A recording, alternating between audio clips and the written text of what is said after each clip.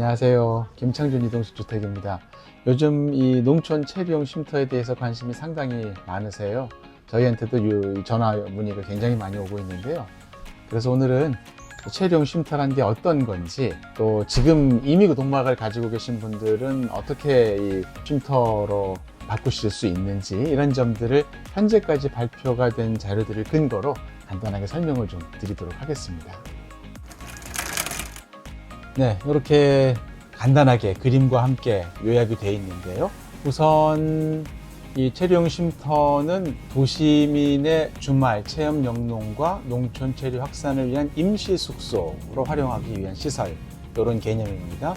제일 중요한 게 이제 규모인데, 이미 많이 들어보셨을 거예요. 연면적 33제곱미터 이하. 그러니까 우리 평수로 얘기하면 10평 이하가 되는 거죠. 그런데 놀라운 거는요, 여기에 데크와 정화조는 별도다 하는 거예요.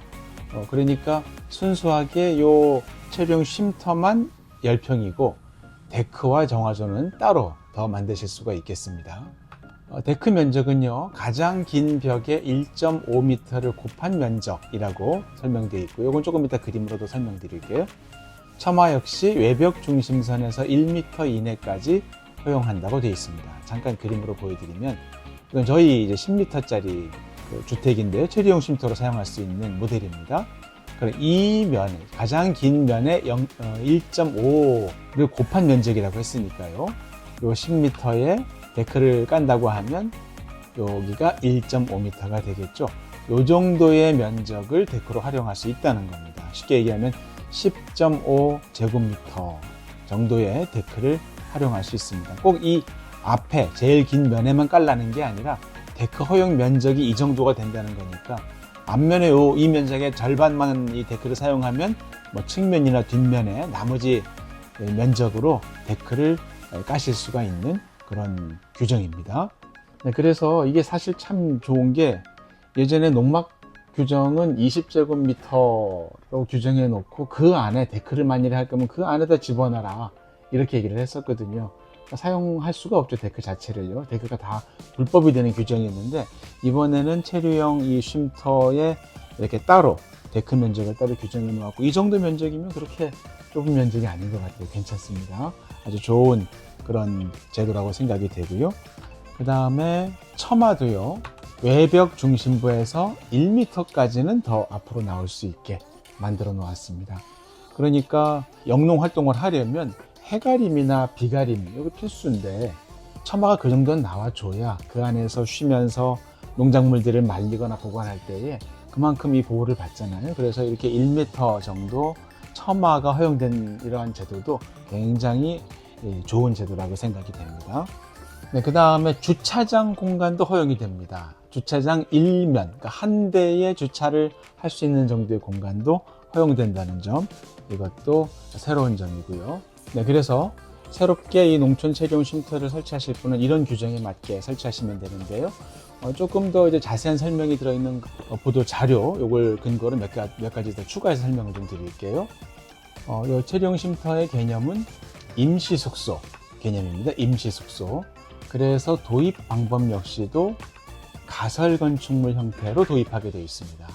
그래서 이 얘기는 무슨 얘기냐면요, 지을 때 철근 콘크리트 건물로 지을 수가 없다는 거예요. 그냥 가설 건축물, 언제든지 옮길 수 있는 그런 형태로 지어져야 되는 거고, 그러다 보니까 그 주택 밑에 타설하는 그런 콘크리트 기초 타설도 불가합니다.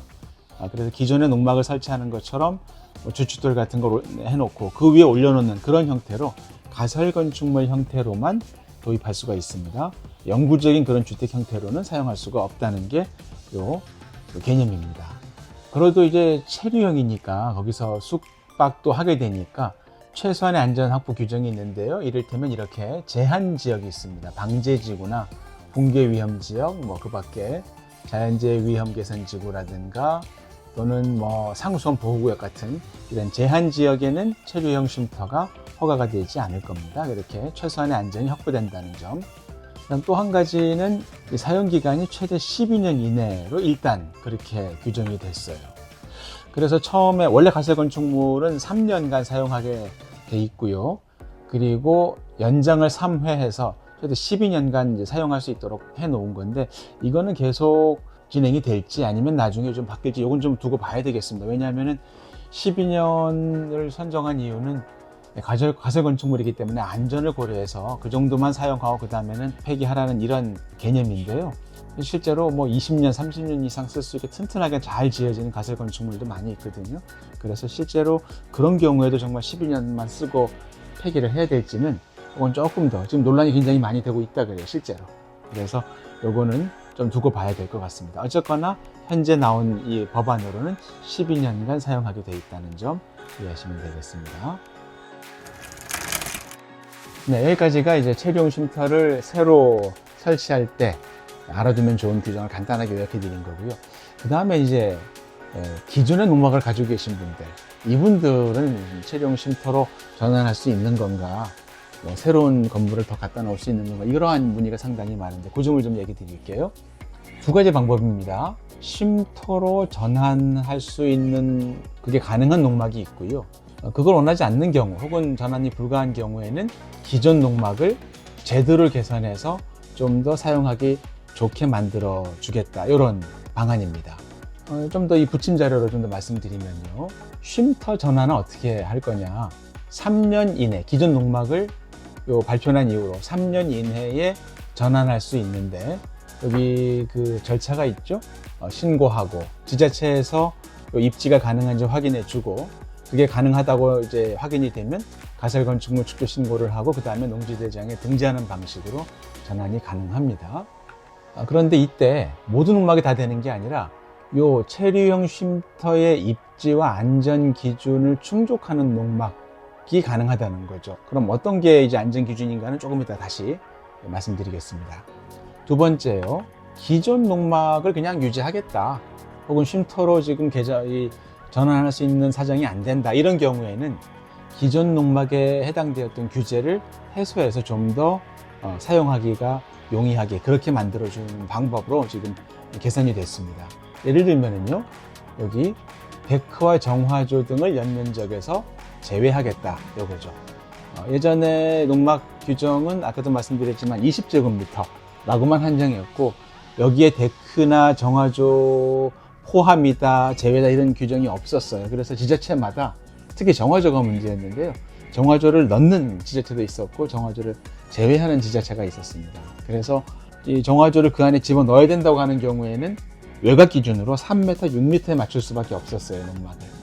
그런데 그걸 제외하는 그런 지자체에서는 3m, 7m도 가능했었어요. 그래서 저희가 두 가지 종류의 농막을 만들었거든요. 37짜리, 36짜리.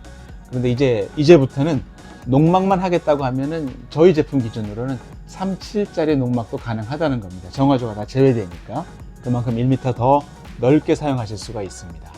그 다음에 역시 주차장도 한 대에 주차를 할 수 있는 일면 허용해 주겠다는 거, 이런 건 똑같은 거예요. 체류용 쉼터나 기존 농막이나 똑같이 적용됩니다. 이렇게 이제 바꾼 취지가 역시 이렇게 설명이 됩니다. 영농 활동 편의성과 효율성을 위해서 영농 활동에 필수적인 처마, 비가림과 해가림을 위해서요. 또 데크는 수확물 간이 처리를 위해서, 또 정화조 등은 연면적 20제곱미터 이내에서 제외하고 주차장을 허용한다. 이렇게 아예 뚜렷하게 명시가 됐습니다. 그래서 10평까지 내가 굳이 농막 늘릴 필요 없겠다, 그냥 뭐 지금 6평도 충분하다, 이런 분들은 이 데크를 더 설치하는 방법으로, 또 처마를 더 길게 빼는 방법으로 기존 농막을 더 늘려서 활용하시면 되겠죠. 그 다음에 이 안전기준, 그럼 조금 더 얘기를 드려볼게요. 연면적 33제곱미터 이하라고 했는데요, 이런 보충, 부가적인 설명이 있습니다. 하나의 필지에 쉼터와 농막을 동시 설치할 경우 각 시설물 연면적의 합계가 33제곱미터 이하이면 된다. 기존에 6평짜리 농막이 있으면 4평짜리 건물을 하나 더 갖다 놔도 된다, 요거죠. 5평이면 5평짜리 가설 건축물 하나 더 갖다 놔도, 그렇게 해서 10평 이하면 가능하다, 요겁니다. 지금 이게 이제 저희 농막 설치된 사진인데요, 6평짜리죠. 그런데 기존에는 이렇게 정화조 면적 따로, 데크 같은 거 따로 했었는데, 이제는 이제 나와 있는 것처럼 데크도 설치 가능하고 정화조 면적도 따로 계산해 놓은 게 괜찮고요. 이게 지금 6평이거든요. 그럼 여기 옆에 터가 있으니까 이쪽에다가 4평짜리 건물 하나를 더 가설 건축물로 축조해도 된다는 겁니다. 그런데 이제 가설 건축물이라는 규정에 생각해야 될 게 또 하나 있는데요. 이것도 저희 건물 농막인데 높이가 4m입니다. 이게 왜 중요한가 하면 지금 연면적 33제곱미터거든요. 연면적 10평 이하인데 연면적이라는 걸 감안했을 때 4m까지는 그냥 단층으로 간주를 해줍니다. 4m까지는. 그러니까 다락이 지금 여기 이제 풀다락이라서 다락이 6평짜리인데 4m 이내이기 때문에 바닥 면적만 간주를 해서 농막의 경우에 6평에 해당이 되는 거예요. 그런데 만일에 다락을 더 늘린다. 그래서 4m 이상으로 높이가 높아져 버리면 연면적이 12평이 돼 버립니다. 이 건물이요. 다락이 6평이거든요. 밑에가 6평, 다락이 6평. 그런데 4m 이하일 때는 이게 단층으로 간주되기 때문에 6평으로 간주하는데 4m가 넘어가면 12평이 돼 버리니까 체류형 쉼터도 마찬가지겠죠. 4m 이내로 해야 바닥 면적 10평일 경우에 이게 가능한 거지, 단층을 넘어서서 3m 이상이 넘어가 버리면 다락으로 간주 안 하고 2층으로 간주해서 2층 넓이까지 다 연면적으로 포함되기 때문에 그건 허가가 안 된다는 거죠. 네, 그리고 끝으로 이제 입지 기준 간단하게 설명을 드리겠습니다. 이 기준에 맞아야 기존 농막도 체류형 쉼터로 전환할 수가 있습니다. 확장할 수도 있고요. 나무 10평으로. 그럼 입지 기준이 뭐냐면 요 농어촌도로 정비법에 의해서 면도, 리도, 농도 등에 접해 있거나 혹은 현황도로에 접해 있어야 되는 거죠. 그러니까 지적도상에 꼭 도로 표시가 안 돼 있더라도 현황도로가 있어서 이 소방차나 응급차 등 자동차 통행이 가능한 도로에 접한 농지라면 그런 경우는 농막이 체류형 쉼터로 전환이 가능한 거죠. 접해 있지 않으면 어렵고요. 네, 이런 점들을 유의하셔야 되겠습니다. 네, 여기까지 농촌 체류형 쉼터에 대해서 발표된 그 자료를 기준으로 간단하게 요약을 해 드렸습니다. 지금 저희 그 기존 농막 사용하시는 분들이 많이 문의가 와요. 지금 6평짜리인데 어떻게 하면 좋겠느냐 문의가 오고 있는데, 지금 저희가 그래서 논의 중입니다. 고민 중이고 어떻게 더 확장해 드릴 수 있을지 여러 가지 방안들을 지금 세워놓고 구체적으로 그 세부적인 사항들을 좀 정리하는 단계거든요. 그래서 저희 기존 고객님이시라면 조금만 더 기다려 주시면 저희가 어떻게 이 6평짜리를 체류형 쉼터로 바꿔드릴 수 있는지 이제 곧 영상을 통해서 알려드리도록 하겠습니다. 궁금하신 분들은 또 더 전화 주시고요. 또 꼭 저희 고객님 아니시더라도 기존의 농막을 소유하고 계신 분이라면 저희가 이 체류형 쉼터로 이걸 더 확장하고 더 잘 사용할 수 있도록 도와드릴 수 있으니까 저희한테 문의 주시면 역시 자세하게 상담해 드리도록 하겠습니다. 네, 이상 농촌 체류형 쉼터에 대한 보도 자료에 근거한 안내사항 여기서 마치도록 하겠습니다. 감사합니다.